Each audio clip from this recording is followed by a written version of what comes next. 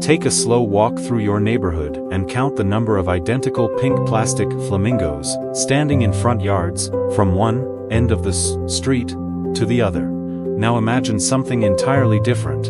A garden sculpture that is uniquely yours, made with your own hands, shaped from real cement, painted in the exact colors you choose, and strong enough to stand in your garden for the next 30 years. That garden piece exists, and you can make it this weekend for less than $25 in materials. The DIY cement garden flamingo is one of the most creative, satisfying, and genuinely impressive craft projects in the modern American home garden scene.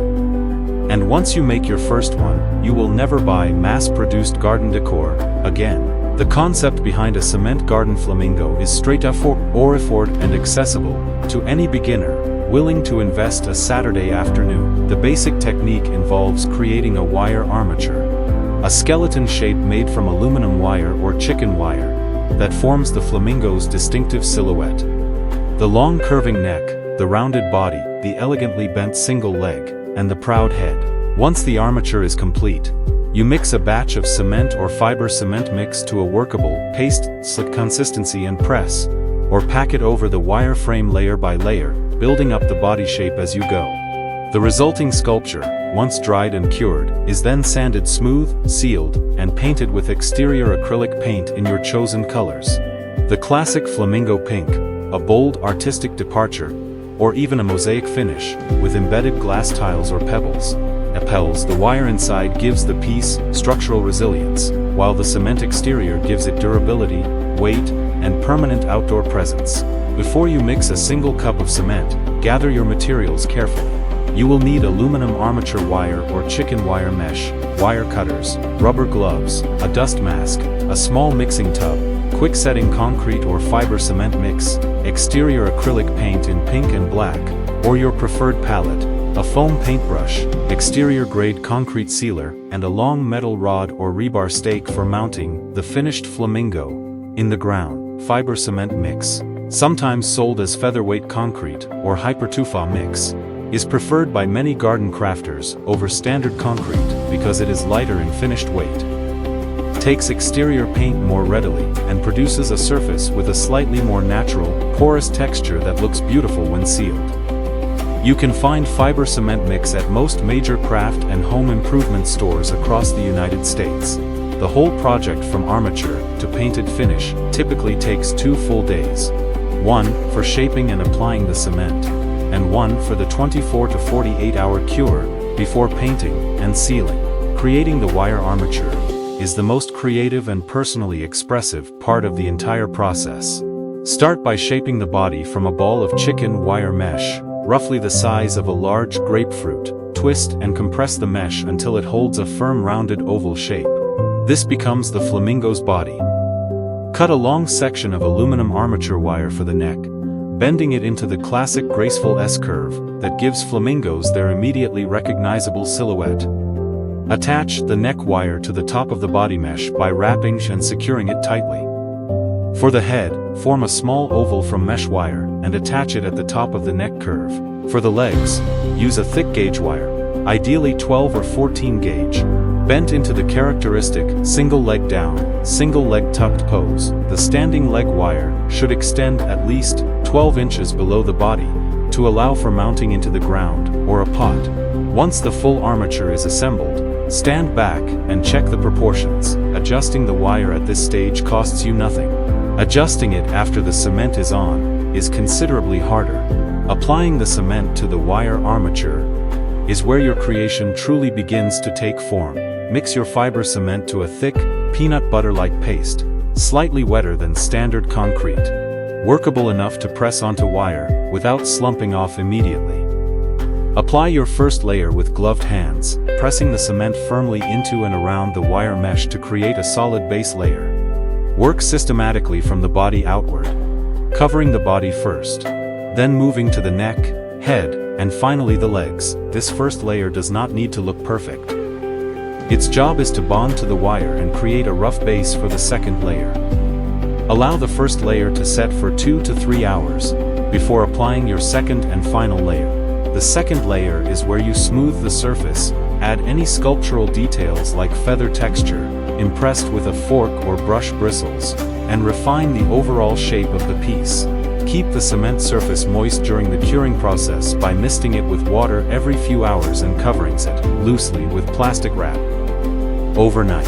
This slows moisture loss and ensures the cement reaches full strength without surface cracking. The science behind what makes a cement garden sculpture so remarkably durable is rooted in the same chemistry that has made concrete one of humanity's most essential building materials for over 2,000 years. When water contacts the calcium silicate compounds in cement powder, a process called hydration begins.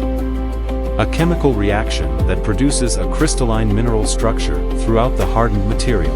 This matrix of calcium silicate hydrate crystals is what gives cured concrete its compressive strength, which in standard mixes reaches between 3,000 and 6,000 pounds per square inch. Research from materials science departments at American universities has confirmed that properly cured concrete structures can maintain structural integrity for well over a century when protected from freeze-thaw cycling. Which is why sealing your finished Flamingo before the first winter is not optional, it is essential.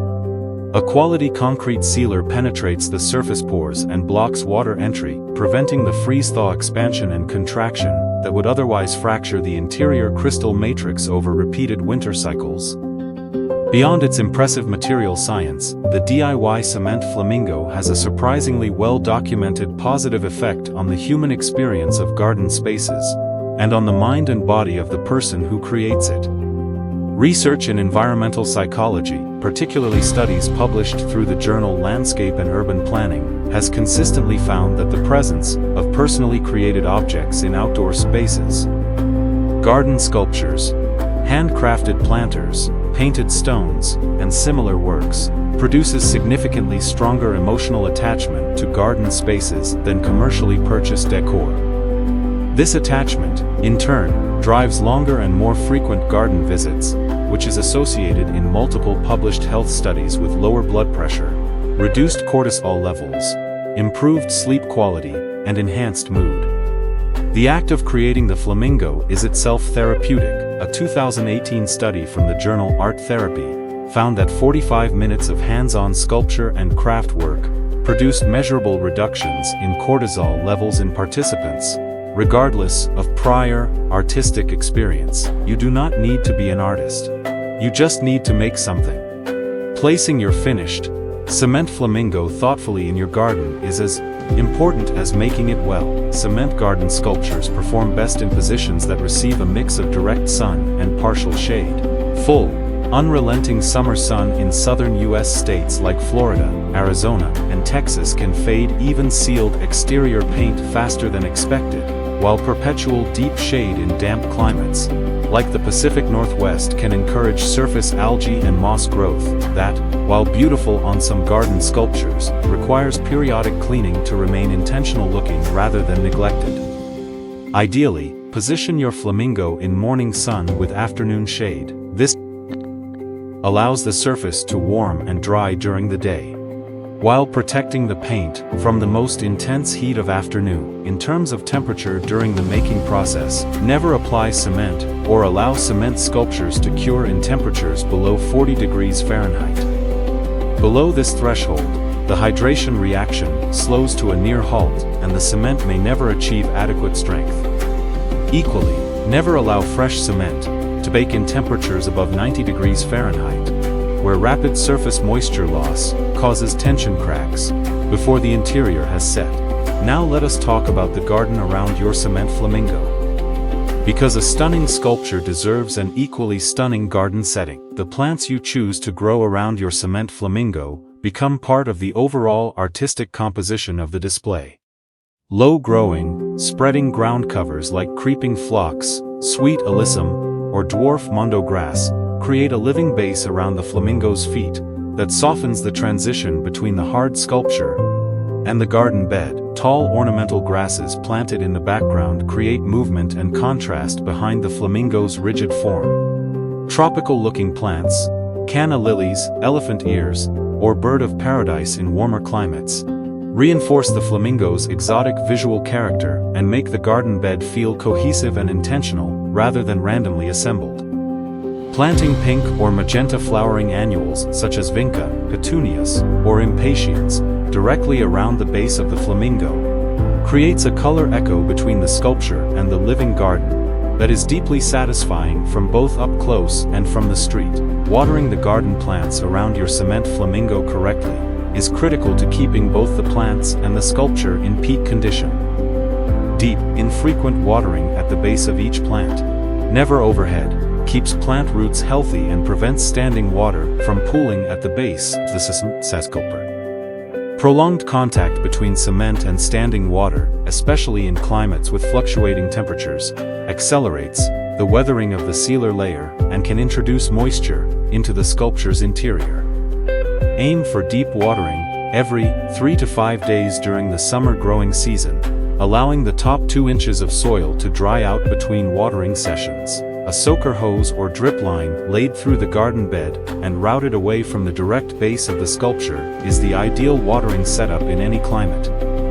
For the companion plants themselves, check soil moisture with a finger or moisture meter before each watering session, and always water in the early morning hours, so that any splash reaching plant stems or leaves has time to evaporate before nightfall.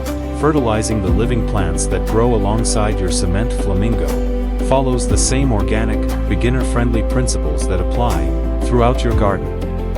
Before the planting season begins, work a 2-inch layer of finished compost into the soil of the garden bed surrounding the sculpture. This organic matter feeds the soil biology that, in turn, makes nutrients available to plant roots over a long, steady period. Throughout the growing season, supplement every 4 to 6 weeks with a balanced organic, granular fertilizer applied according to package directions and watered in gently for flowering annuals planted around the flamingo's base.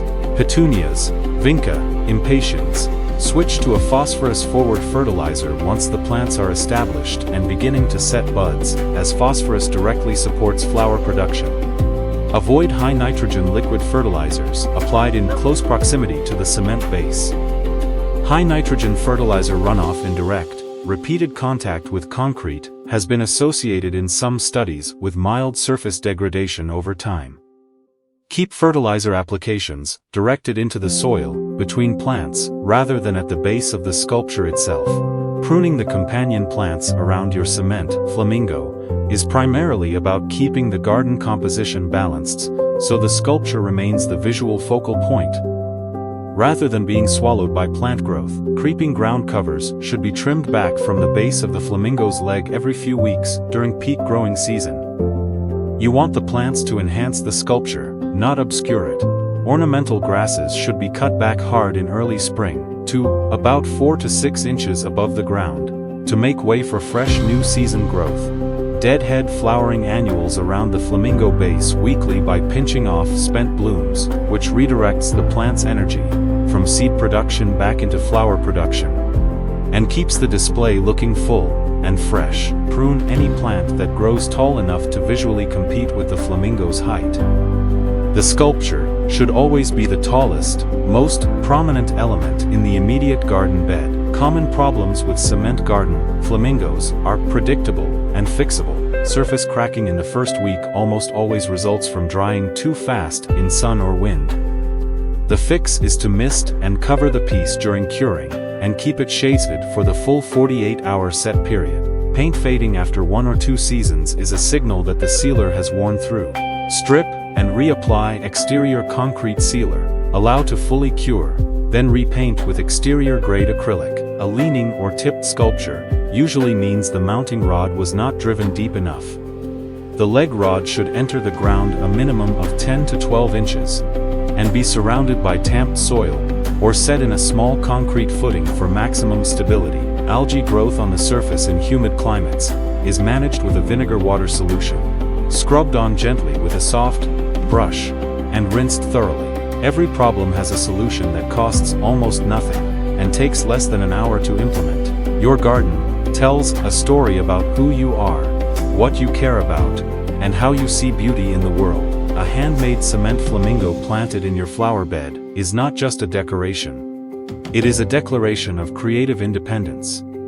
It says that you do not settle for what everyone else buys at a big box store, that your hands are capable of making something real and lasting, and that your outdoor space is as unique and individual as you are. Stop scrolling through overpriced garden catalogs. Pick up a bag of cement, bend a piece of wire into the shape of something that makes you smile, and get started.